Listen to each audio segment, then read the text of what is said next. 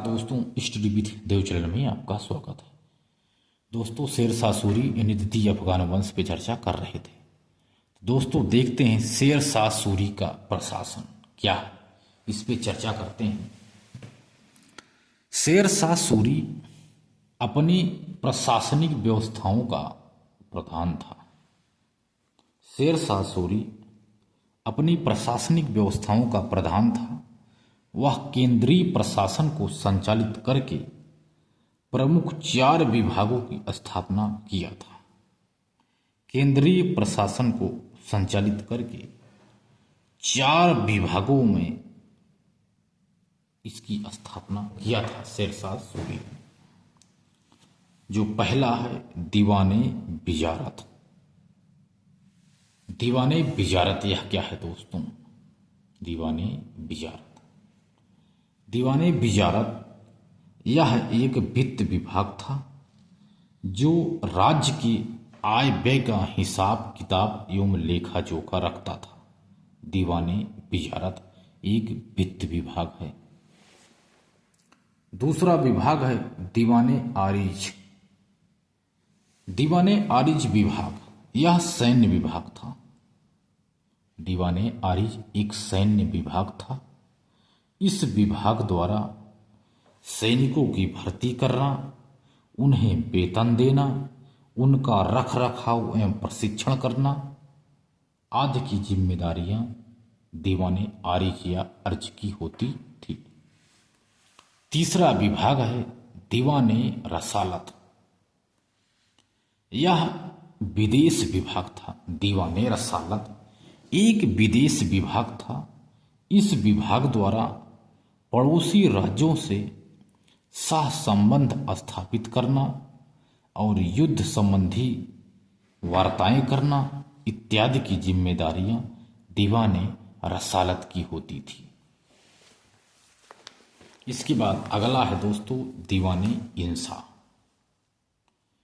यह आलेख विभाग या पत्राचार विभाग कहलाता था। दीवाने इंसा को कहते हैं कि यह एक आलेख विभाग है, यानी पत्राचार विभाग था। इस विभाग द्वारा शाही आदेशों का लिपिबद्ध करना और उन आदेशों को प्रत्येक सूबों में प्रेषित करने का कार्य करना आदि दीवाने इंसा का कार्य था। यदि देखा जाए शेर शाह सूरी की प्रशासनिक इकाई, शेर शाह सूरी ने अपने साम्राज्य को निम्नलिखित इकाइयों में विभाजित किया था। पहली इकाई है, जो सबसे बड़ी इकाई है, वह है साम्राज्य, जिसका प्रमुख सुल्तान होता था। दूसरा है सूबा या प्रांत, सूबेदार प्रमुख होता था। तीसरा है सरकार, ये जिला स्तर पर था, जिसका प्रमुख होता था सिकदार। चौथा इकाई है परगना, जिसका प्रमुख होता है आमिल। पांचवा है ग्राम, जिसकी प्रमुख होते हैं चौधरी या मुकद्दम। प्रशासनिक इकाई के बाद दोस्तों देखते हैं शेर शाह सूरी की भू राजस्व व्यवस्था। यह जो शेर शाह सूरी ने भू राजस्व व्यवस्था का प्रचलन किया था, यह रैयतवाड़ी व्यवस्था प्रथा पर आधारित थी। शेर शाह सूरी ने सिकंदर लोदी के पैमाने गज ए सिकंदरी का प्रयोग करके, शेर शाह सूरी ने सिकंदर लोदी के पैमाने गज ए सिकंदरी का प्रयोग करके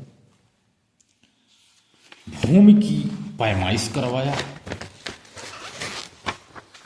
और रैयतवाड़ी प्रथा की आधार पर पैदावार का 1/3 भाग भू राजस्व कर वसूल किया। किंतु मुल्तान के क्षेत्रों में पैदावार का 1/4 भाग भू राजस्व वसूल किया। रैयतवाड़ी प्रथा का प्रारंभ सबसे पहले शेर शाह सूरी ने ही किया था। रैयतवाड़ी प्रथा का प्रारंभ सबसे पहले शेर शाह सूरी ने ही किया था। इसके बाद देखते हैं सिक्के।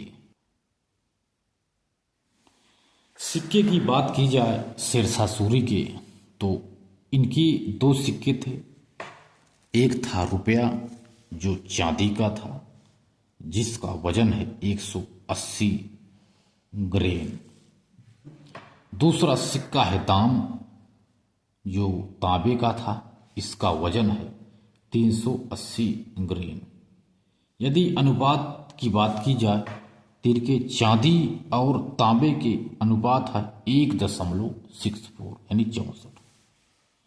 रुपया नामक सिक्का का पूर्वगामी टका था। जो रुपया था सिक्का, इसका पूर्वगामी था टका। ये भी याद करना दोस्तों। सड़कें और सराय। सड़कें और सराय इनकी देखते हैं। शेरशाह सूरी ने कुल 4 सड़कों और 1700 सरायों का निर्माण करवाया था। उसके द्वारा निर्माण कराई गई सड़कों को सड़क ए आजम या शेरशाह सूरी मार्ग कहा जाता है। शेरशाह सूरी मार्ग का नाम बदलकर गवर्नर जनरल लॉर्ड ऑकलैंड ने जीटी रोड कर दिया, यानी ग्रांड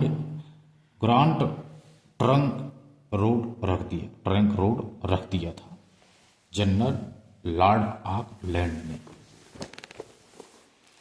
ये जो कुछ सड़कें का इन्होंने निर्माण करवा था वो निम्न है। जैसे यह जो सड़कें था ग्रांड ट्रंक, यह सड़कें बंगाल में सोनार ग्राम से अटक तक जाती है, आगरा से चित्तौड़ तक, फिर आगरा से बुरहानपुर तक एमपी में, लाहौर से मुल्तान तक आदि इनका रास्ता था। ये सड़कें था विभिन्न प्रकार से रेखा में। बंगाल में सोनार नामक ग्राम से अटक तक के कच्चे मार्ग का निर्माण चंद्रगुप्त मौर्य ने करवाया था।